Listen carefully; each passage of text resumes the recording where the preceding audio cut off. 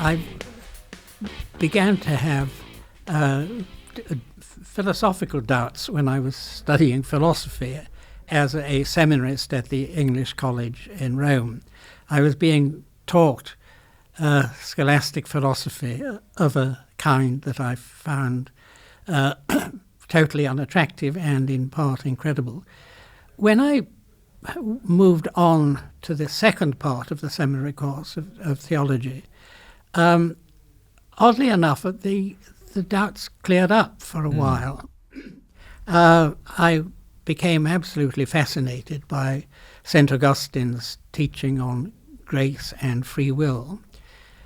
But as things later developed, unfortunately, after I was ordained, it would have been much better if I had given up once the doubts began to return. I found it impossible to reconcile free will with the attributes of God, of omniscience and omnipotence. And I've written a couple of philosophical books explaining why I think that it's inconceivable that there can be a God who foreknows free human actions and yet is not responsible for human sin. That was the first thing that began to... That was the first major obstacle, and presumably others followed. I soldiered on as a priest for 7 years, 3 years, while still completing my doctorate in theology, and then 4 years as a curate in the Liverpool diocese. But particularly as a curate, hearing confessions and preaching, it became more and more intolerable to be obliged to teach people things that you couldn't in good conscience affirm yourself, and give advice in the confessional that I couldn't take. I mean, obviously, the end result was that, obviously, having stepped back from the priesthood and being allowed to withdraw, you went into an academic life, and philosophy became your great love and has continued to be. In that sense. Right. Yes. Do you? But you don't term yourself an atheist.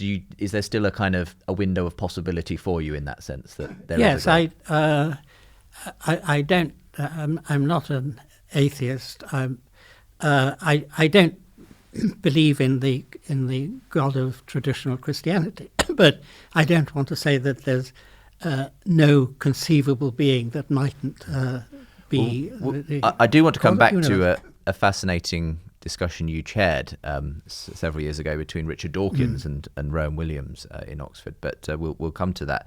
I mean, you're not a philosopher as such, Richard, but I'm sure you've come across those kinds of issues before. Oh, absolutely, yes. And I did philosophy of religion at Cambridge as part of my theological course, but obviously I'm not a professional philosopher like Anthony, and I tread very warily about getting into any discussion about omniscience or omnipotence. But I do have to accept the fact, which this brings home, that if there is a God, anything like Christians believe it, God is ultimately responsible for us being here and for the way the world is, and this poses huge problems the whole time. Interesting enough, T.S. Eliot, who's discussed in this book, when he was converted to Christianity, he said that in a way the doubts became fiercer.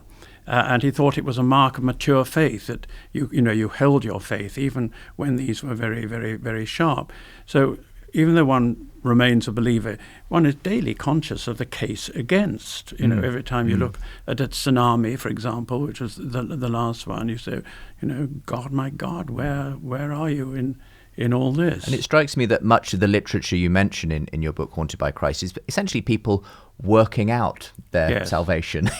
In that sense, it's about them processing how they are to think of God, given what they see around them. Yes, and I'm particularly interested in the response of the poet W.H. Auden, who returned to Christian faith when he was in his 30s.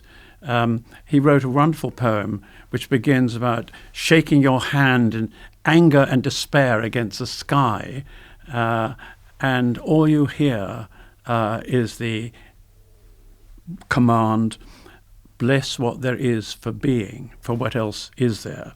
And it is that wonderful line, bless what there is for being, whatever happens.